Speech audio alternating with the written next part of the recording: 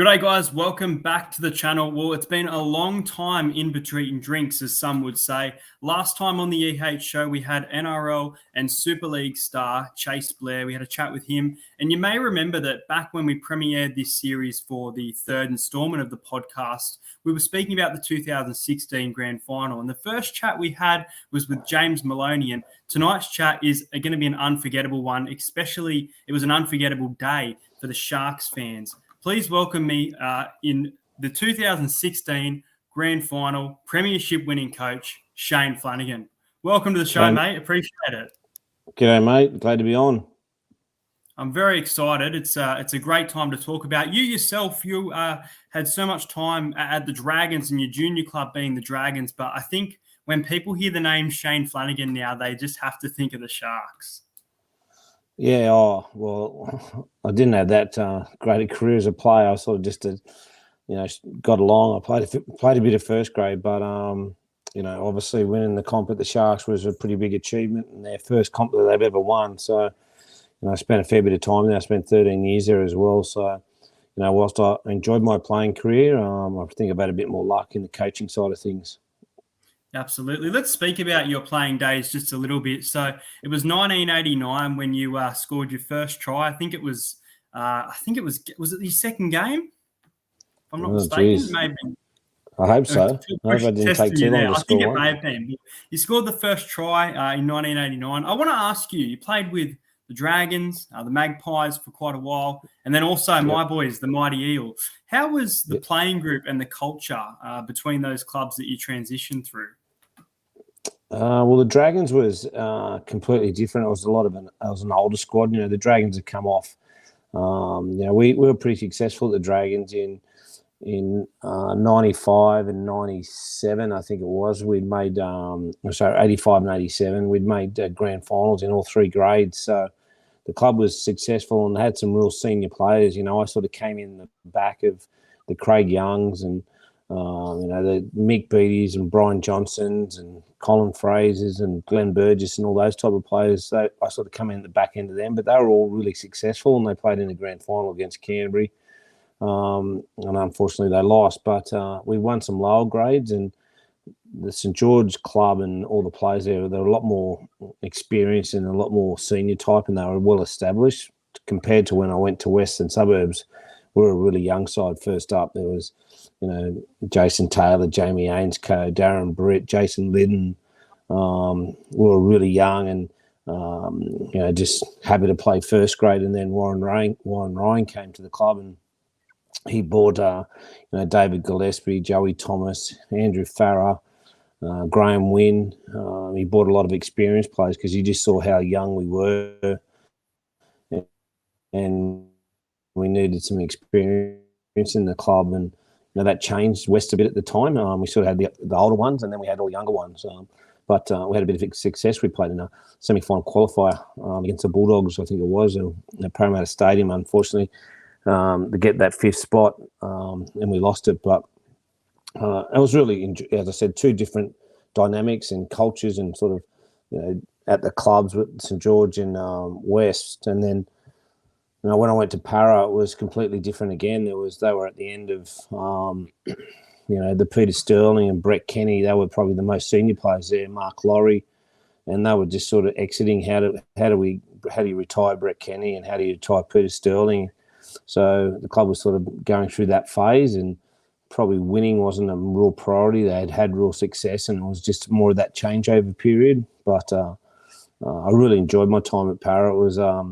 To play in Brett Kenny's last game, to play with Peter Sterling, those type of players, it was really enjoyable. But, all three clubs had different dynamics, but I really enjoyed my time at all three clubs, and they were all different.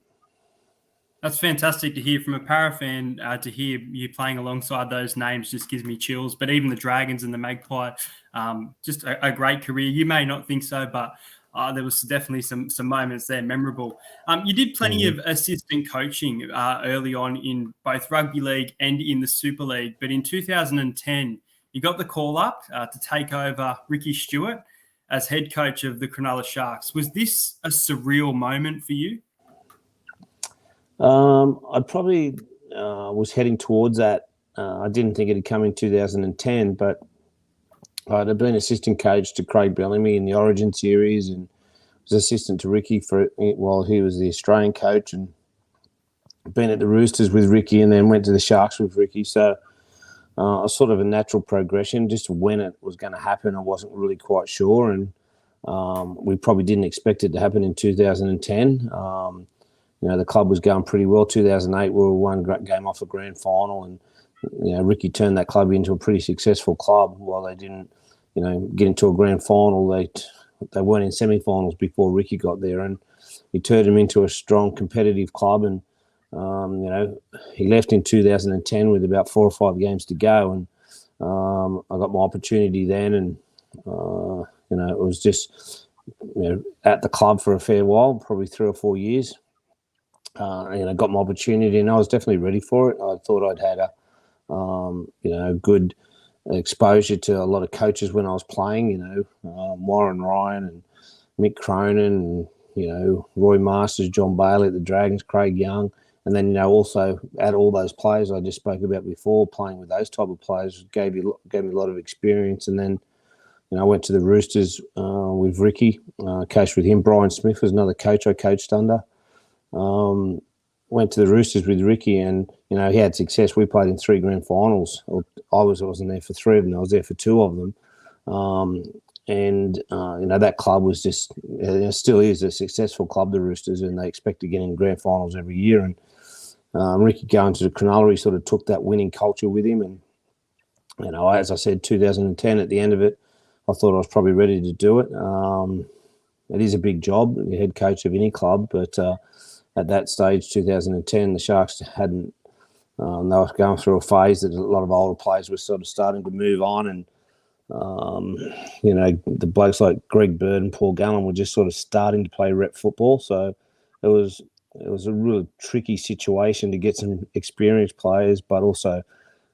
Keep the players that we knew that could take us forward, in the Greg Birds and Paul Gallums and so on. We started to answer my next question a little bit, and you've mentioned Paul Gallen, who was the captain of the club. I want to ask you, once you had, and I'm going to name a few players here, but obviously that whole team, congratulations on that grand final win. But once you had that playing group and that squad together, did you immediately know that this was a special playing group? And the main ones I want to point out here, Ben Barber, Valentine Holmes, James Maloney, who was a previous guest of this podcast, and Michael Ennis. I had a plan that what I wanted to get back into the club. I thought when I first took over in 2010, we didn't have any rep players bar Paul Gallen.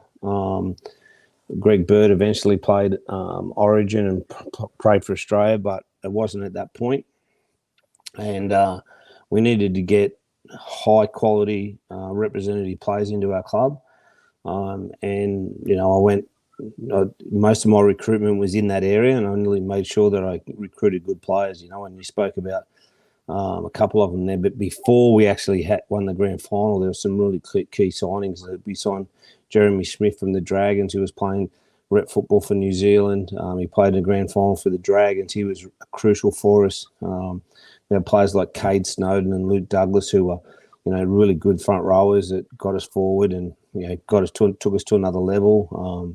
Had some good, Isaac de Gois as hooker, and then, they sort of took us to step one. A lot of those players took us to step one where we needed to be, where we're going to, get to the 8. But then, 2015 came around and we needed to go to another level. We'd played semi-final football year after year with that type of player, but we needed to go to another level. And, probably the 3, you've mentioned a couple of them. James Maloney was, crucial in us having success and winning a grand final. He was definitely a character, but the way he played the game and what he did for us week after week on the football field was amazing. Like, he's not a big man. He's, he'd be lucky to be 80 kilos on a good day. And he's got big back rowers coming at him, running at him hard, and he just stands in front of him, and he can attack and he can create, and he can kick goals. So he was a really important part. And players like Luke Lewis, we got to the club. But those type of players, Ben Barber, you mentioned, was he sort of came off the back of fell in a bit of trouble at Canterbury and needed a start. And we all knew what sort of player Ben Barber was at Canterbury. And I just knew if I could get him back into form and get his head back into the right space and his life back into a good headspace, that he'd be a really good football player for us. And we did that. And not just myself, but all my staff, my trainers, strength and conditioners. They all got him into some really good shape. And, especially in 2016, he was untouchable. He was a fantastic player, and he scored something like 19 tries and had 16 try assists, So to have someone like that in your team, you're going to win football games. And that's what he did. He helped us win football games. And then probably the key for us to get, to have that, I said Luke Lewis, and there were some other players during the period, Chris Hynington. He was fantastic for us, unsung players like Ricky Latelli and Gerard Beale. But the players you mentioned, Valentine Holmes and Jack Bird, were probably two really young players that came to the club. Jack hadn't played first grade when he came to the club. I gave him his debut against the Roosters. He scored 2 tries, I think, in his debut, and he was just a fantastic player and crucial for us in the grand final. If you ever get a chance to watch it again, he hyperextended his elbow with about 10 minutes into the second half, and normally players would go straight off and wouldn't play again for 5 to 6 weeks, but Birdie, the type of character he is, he just strapped it up, and there was no way he was going to come off, and he just rolled his sleeves up and got on with the job. So he was crucial for us. Such a talent, competitive, fit into what we wanted to be about, being tough and being ruthless and winning football games. He was that all over. Valentine Holmes, he was once again a kid that came through our junior system. And just got better and better as time went on. He was 18, he was good. 20 was a little bit better. 21, he was fantastic. So to get in and win a grand final for him and Jack Bird to win it at 2021 is a fantastic achievement. And they were big parts of our team. They just didn't, do a little bit. They did a lot for us to win week in, week out, and to win the grand final. And just thinking back, probably the last one that was, the last piece in the jigsaw puzzle, but probably the most important part of the jigsaw puzzle was Michael Innes. To have him come to our club in 2015 was just fantastic. The way he competed, the way he played, the way he fitted into the place. He loved the club. He loved the players. The players loved him, and he touched the ball more than anyone else. So to have him in our team was just fantastic, and he just led by example from start to finish. So he was a missing link. Well, you spoke about the team that was winning games, and I want to speak on the 2016 year where you won 15 games in a row before a draw with the Gold Coast Titans. As a coach, did you ever have the feeling that the team would become complacent and complacency would creep in, or were you always confident that these wins were leading to what we saw as a result? I think you find we lost our first 3 games in that year. Whilst we're competitive, we didn't. In 2016, I think we lost our first 3. And then we went on to win 15 in a row. That's how strange it is. We didn't lose our first 3 by very much, but we just didn't do things right in those first 3. I had superstars everywhere. We've just mentioned the Barbers and Maloney's, and, right for our forward pack was fantastic, but they all went out and did their own thing in round 1, 2, and 3, and we didn't do things together and work hard together, and we lost the game. We were exactly the same team we were in round 3, in round 1, 2, and 3, as we were in round 10, 11, and 12 when we were on that special run. But it just goes to show, if you don't do things together and you're not a team, you aren't going to win. And, round 1, 2, and 3, we had 17 individuals rather than, a Cronulla Sharks football team, and we lost that. And we went on that run. We finally, the penny dropped with all the players and myself and the staff, and we started working together rather than being individuals. And we went on to win, 15 games in a row and had that draw against the Titans. But it went so quick. It was so enjoyable, that period, to go through that, as a group, and it built confidence, and we knew at the end of the season, of course, of that 15 games in a row, that we went through some hard times. I think we beat every side in the competition, and during that year, and that just gave us confidence at the end of the season that, if we did what we knew that we had to do week in, week out, and everyone played their role, and everyone knew their role within the team. It wasn't grey. They knew that. Valentine Mahomes knew exactly what he had to do in his best game for the Sharks, and that went right through the team. If everyone did their job, we get it done, and especially in the big games. And we lost against the Titans, and I think we lost 2 or 3 on the way home into the semi-finals. It wasn't great form running in the semi-finals, and a few people were questioning us whether we were going to be a force in the semi-finals. But a lot of our senior players, Luke Lewis, Paul Gallen, Chris Hynington, Mike Linus, and they were all looking at the semi-finals. They weren't looking at the last 3 games. We could only come first or second. So they were more worried about being healthy and fit for the semi-finals, and they probably took their foot off the pedal. I'd love to speak about a different topic to your career and coaching, and that is life as a father. Your son, Kyle, a fantastic season with the Roosters back in 2020. He's played with the Sharks previously and currently at Canterbury. How proud are you of Kyle and his playing career so far? Oh, I'm super proud of him. He's got a heap of pressure on him.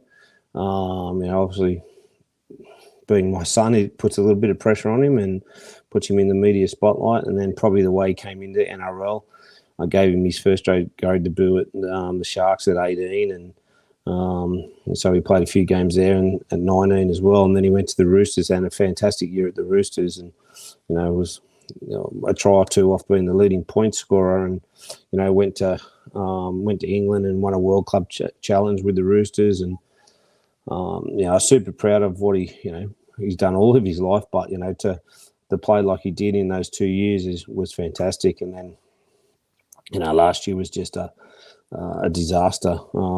He tried really hard. The harder he tried, sometimes the worse it got, and he probably didn't have the team around him, but he never used that as an excuse. And I'm sure he's trained really hard this off season, and when he gets his chance, he'll make the most of it. I know he's a first grader; he can do it week in, week out. And as I said, it's hard for me as a coach and a father. I've got to make sure that I distinguish the difference. Sometimes that I'm not always coaching him and being his father, and I can put my arm around him, give him a cuddle every now and again and say it's all right, rather than try to correct him. So I've got to make sure that I do that. But we've got a good relationship, and he understands footy better than most, and been around me for all of his life. He understands how fickle and the media and form and the way clubs operate is tough. So he's got thick skin, and he'll get on with it.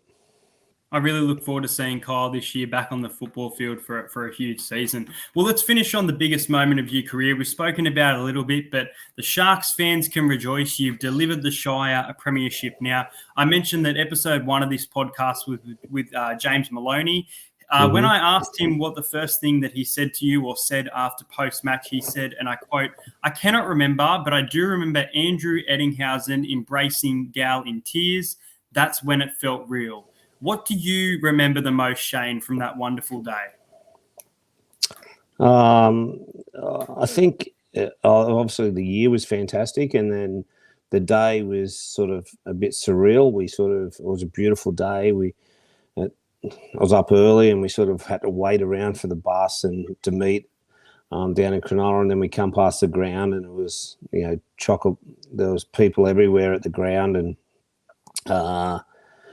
then to get on the bus and get the police escort, and from Sharp Park all the way up to where you turn right to go over Tarrant Point Bridge, there was fans all the way along, so it was pretty special. And then the game sort of I'd been to a couple of grand finals with Parramatta with Brian Smith as the coach, and they were completely different to Ricky Stewart's, and then I tried to make sure that we were ready to play a game of football rather than play a grand final, because in the end it is a game of football. Yeah, it's a big game. There's a lot at stake, but the tries are still 4 points, the goals are still 2 points, and the same principles to win a normal club footy game are in that NRL game. They're, as I said, the intensity and the level and things are high stakes, but you need to make sure you do all those little things. So I tried to keep it pretty simple and not get myself worked up for that grand final. And obviously Gal's a really calm character. Like, he's been in some big games, Origin, Test matches, and so on. So, I learn a lot off him and watching him prepare. And that's the sort of approach that I went into the game with a lot of the players. As you said, James Maloney's been around.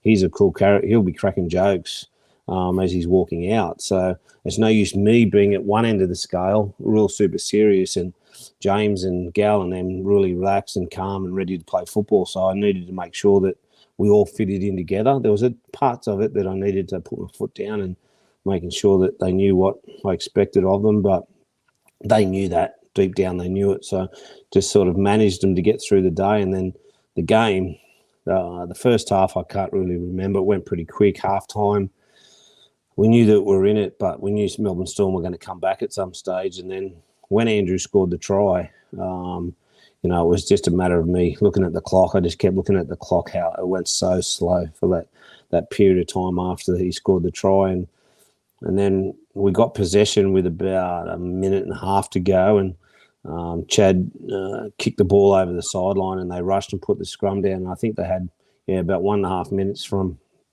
that scrum, and it was right down on their 20-metre line.